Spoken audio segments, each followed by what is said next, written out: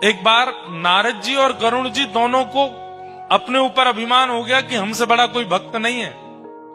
तो ठाकुर जी ने आज्ञा की श्वेत द्वीप घूम के आओ और वहां के भक्तों का दर्शन करके आओ। जब नारद जी और गरुड़ जी पहुंचे तो वहां इन्होंने क्या देखा?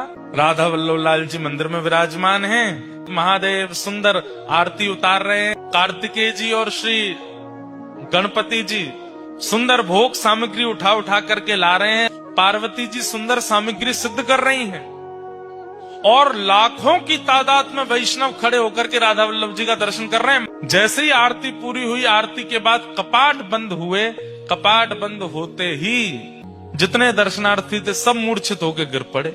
केवल दो खड़े रह गए, कौन? नारद जी और गरुड़ जी। अब ये दोनों एक दूसरे को चेहरा देखें, ये क्या हुआ? ये सब सबके पास जाकर के श्वास देखी, नब्ज देखी तो सबके प्राण जा चुके हैं। थोड़ी देर में शंकर जी फिर आए और फिर से जैसे कपाट खोले, कपाट खुलते सब पुनः जीवित होके खड़े हो गए। नारद जी ने जाके शंकर जी को प्रणाम करके कहा, भगवान ये कैसी लीला? बोले भैया, किसी के प्राण अन्न में बसते हैं, किसी के धन में बसते हैं, किसी की वायु में बसते हैं। श्वेत द्वीप के दर्शनार्थियों के प्राण राधा वल्लभ जी में बसते हैं। जब राधा वल्लभ जी सामने होते हैं तो ये जीवित रहते हैं और जैसे ही राधा वल्लभ जी के दर्शन अनवसर होते हैं, इनके प्राण निकल जाते हैं। तब नारद जी का अभिमान भंग हुआ कि मैं भक्त हूं। भैया, ठाकुर जी को देखे बगैर मैं तो खूब जीवित रह लेता हूं, मैं कैसा भक्त?